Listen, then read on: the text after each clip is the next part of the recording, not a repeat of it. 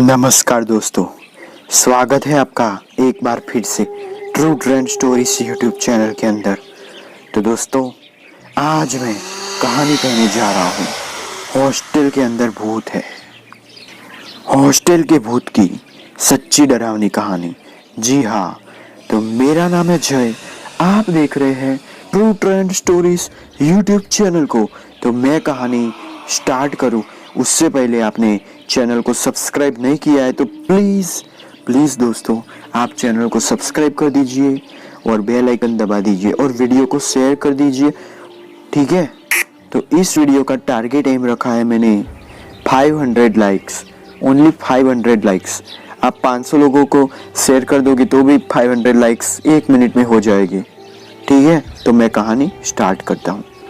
कहानी शुरू करने से पहले मैं बता दूं कि यह कहानी कोई मनगढ़ंत नहीं है, काल्पनिक नहीं है। यह कहानी मैंने कई लोगों के मुख से सुन रखी है और बताने वालों का तो कहना था कि यह कहानी पूरी तरह सत्य है। हाँ, मैंने सिर्फ इतना किया है कि कहानी को सुनकर उसे शब्दों में बस पिरो दिया है ताकि आप भी इसका आनंद उठा सके। कहानी सुनने के बाद आप खुद ही निर्णय लीजिए कि यह कहानी काल्पनिक है या वास्तव में ऐसी घटना घट सकती है। वैसे भी संसार रहस्य से भरा पड़ा है। जीवन में, समाज में, दुनिया में कुछ ऐसी बातें घट जाती है जो सत्य होकर भी असत्य लगती है, पर जिनसे खुद देखा हो, महसूस किया हो, उसे तो किसी और प्रमाण की आवश्यकता ही नहीं होती। वह न विज्ञान की सुनता है और न किसी और का, वह तो बस अपनी आंखों पर विश्वास करता है, बस अपनी आंखों पर। तो आइए अब देर न करते हुए आपको इस अद्भुत, रोमांचक, सिहराने वाली कहानी की यात्रा पर अग्रसर करता हूँ। तो दोस्तों, ऐसा नहीं कहा जा सकता कि इस घटना को घटे हुए बहुत दिन हो गए हैं। यह घटना मेरे बचपन काल की है, यानी कहा जा सकता है कि 25-30 साल पहले की। हमारे जिले जवार की यह घटना है। जी हाँ, ये बड़े नामचीन महाविद्यालय की घटना।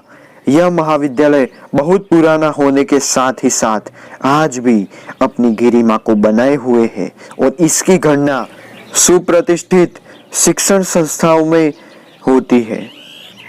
दूर दूर से बच्चे यहाँ शिक्षा ग्रहण के लिए आते हैं। इस महाविद्यालय में कई हॉस्टल है जिसमें मेधावी छात्र रहते हैं और पढ़ाई लिखाई में इस महाविद्यालय मीन्स की कॉलेज और अपने घर परिवार का नाम रोशन करते हैं।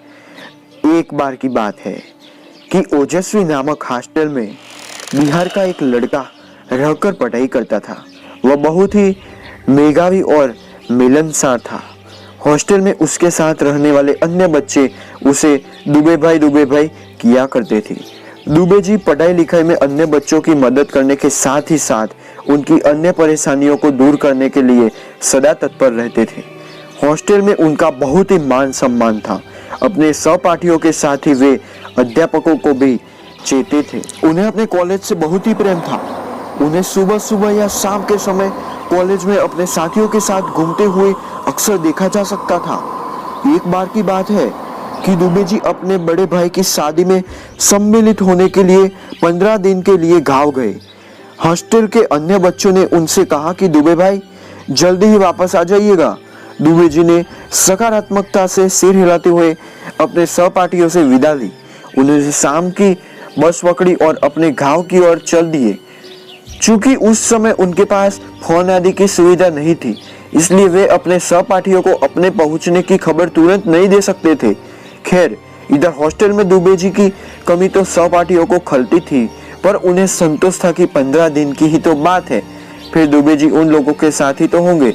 आखिरकार वह 15 दिन के समय की आयु पूर्ण हुई और दुबे जी का पर्दारण हॉस्टल में हो गया।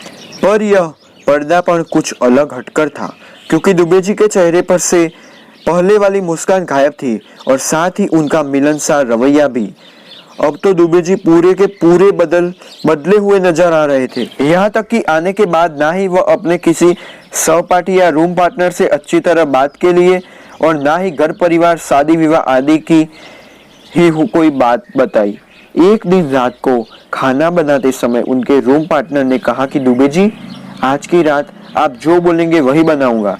तो दुबे जी ने बेसन से कहा कि अपने हिसाब से बनाओ, वैसे भी मुझे आज भूख नहीं है। दुबे जी की यह उदासी, बदला बदला स्वभाव उनके रूम पार्टनर को परेशान किए जा रही थी। वह सोच रहा था कि अब कोई दुबे जी के घर का व्यक्ति आए और वह उससे बात करे, क्योंकि उस रूम पार्टनर के लिए दुबे जी अब रहस्यमय होते जा रहे थे, क्योंकि वे हर बात को टालने के साथ ही कभी कभी दिन भर गायब भी रहते थे। एक दिन तो एक ऐसी भयावह रोंगटे खड़े कर देने वाली घटना घट गई कि रूम पार्टनर बेचारा बीमार पड़ गया और छुट्टी लेकर 1 हफ्ते के लिए उसे गांव जाना पड़ा हुआ यह कि एक दिन सवेरे सवेरे रूम पार्टनर उठकर टहलने चला गया था। उधर ही कई से नीम की दातुन तोड़ लाया था। उसने देखा कि जाते समय तो दुबे जी अपनी खाट पर सोए थे, पर आने पर उसने पाया कि दुबे जी तो रूम में ही नहीं है। खैर, उसे लगा कि कहीं गए होंगे, अभी आ जाएंगे। उसके बाद वह कमरे में टंगे एक बड़े शीशे दर्पण में देखते अपने बालों में कंघी करने लगा। अरे, अचानक उस शीशे में उसे दुबे जी का चेहरा दिखाई दिया। वह तो चौंक गया और पीछे मुड़कर देखा तो पीछे दुबे जी थे ही नहीं।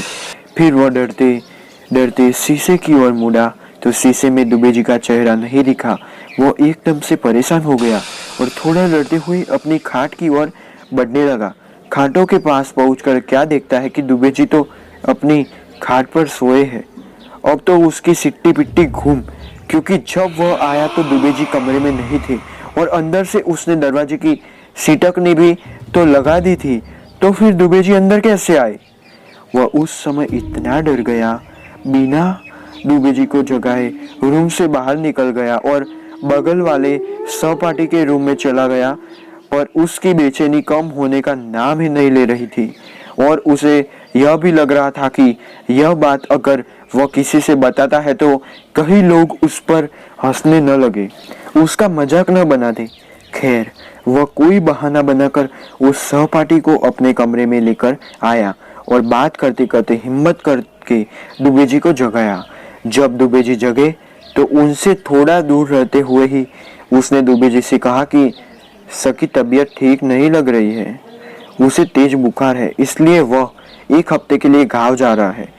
इसके पहले कि दुबे जी कुछ समझे या रूम में आया हुआ उसका सहपाठी कुछ समझे, वह धीरे से अपना एक छोटा बैग उठाया और तेजी से कमरे से निकल गया। दुबे जी और उसका सहपाठी बस एक दूसरे को देखते ही रह गए और चाहकर भी उसे जाने से रोक नहीं सके। खैर, 1 हफ्ते का समय बीत गया और दुबे जी का डरा सहमा रूम पार्टनर फिर से हॉस्टल में आ गया, पर अब वह भी कमरे में कम ही रहता और कोई न कोई बहाना बनाकर बगल में रहे सहपाठी के कमरों में चला जाता या पुस्तकालय में। रात को जल्दी से खाना वाना बनाकर खा पी कर कोई पुस्तक आदि लेकर सोने के लिए भी अब वह किसी सहपाठी के कमरे में ही चला जाता, पर पूरा कोशिश करता कि उसे दुबे जी के साथ न रहना पड़े। दोस्तों, इस वीडियो को आप काफ़ी ज़्यादा से ज़्यादा शेयर करें और इस वीडियो का टारगेट व्यू एम है 10,000 व्यूज़। प्लीज़ दोस्तों, आप वीडियो को शेयर कीजिए। मैंने इस वीडियो को बहुत दिल से बनाया है कि इस वीडियो में व्यूज़ आए। आपको चैनल की हालत पता है गाइस, वीडियो में व्यूज़ ही नहीं आते, तो प्लीज़ दोस्तों भाई के वीडियो को शेयर कर दो। एक दिन तो दुबे जी के रूम पार्टनर पर ऐसा डरावना भयावह तुषारपात हुआ कि डर के मारे उसकी शरीर कांपने लगी और वह अपने आप को संभाल नहीं पाया और बेहोश होकर गिर पड़ा। साथ ही उसके आसपास के कमरे में रहने वाले बच्चों के भी चेहरे पर भी हवाइयाँ उठने लगी और सबके सब भयभीत हो गए। चिल्लाहट रुदन मच गया। हुआ यह कि एक दिन दुबे जी का रूम पार्टनर सुबह सुबह अपने कुछ सहपाठियों को अपने रूम पर बुला लिया था और सबके लिए चाय बना रहा था। दुबे जी सुबह सुबह ही बिना बताए कहीं निकल गए थे। अचानक दुबे जी के उस रूम के दरवाजे पर कुछ अस्पष्ट शोरगुल सुनाई दिया। फिर कमरे के दरवाजे को बाहर से कोई तेजी से बड़बड़ाने लगा।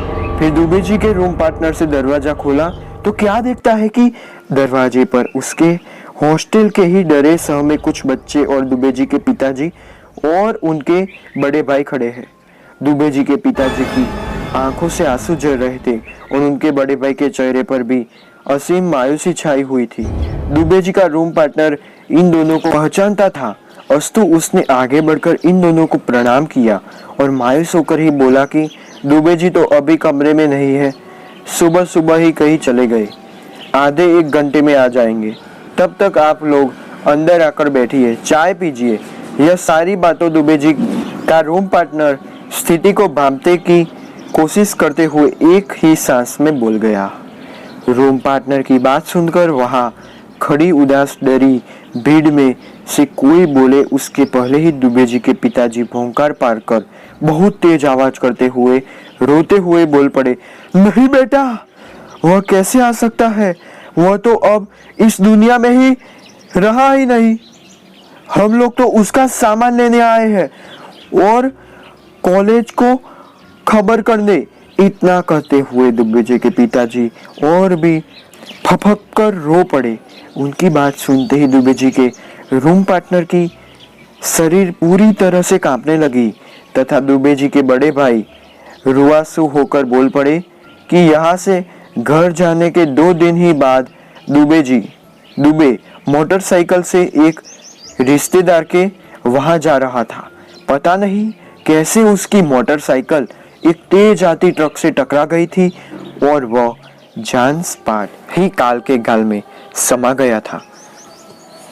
इतना कहते ही वह फपक कर रो पड़े और पता नहीं उनकी बात दुबे जी का रूम पार्टनर पूरा सुन पाया नहीं, वह तो बेहोश होकर गिर पड़ा था। बाकी सारे बच्चों को भी ठकुआ मार गया था और उन सबकी आंखों में आंसू आ गए थे।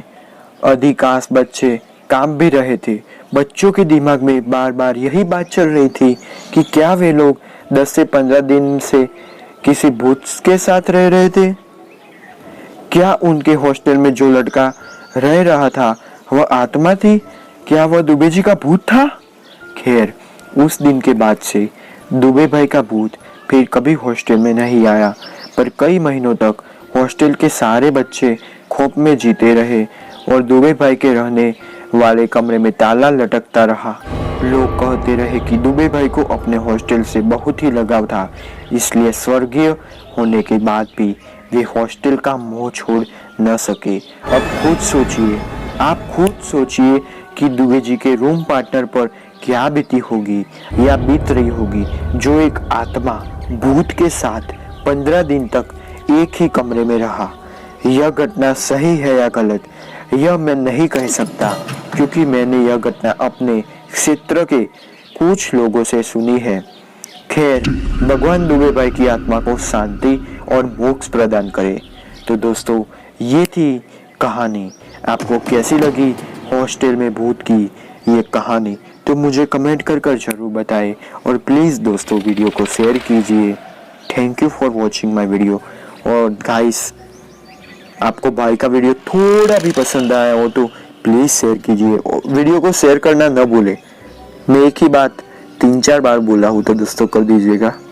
अब मिलते हैं ऐसे ही अगले वीडियो के अंदर, तब तक के लिए बाय बाय, टेक केयर, धन्यवाद।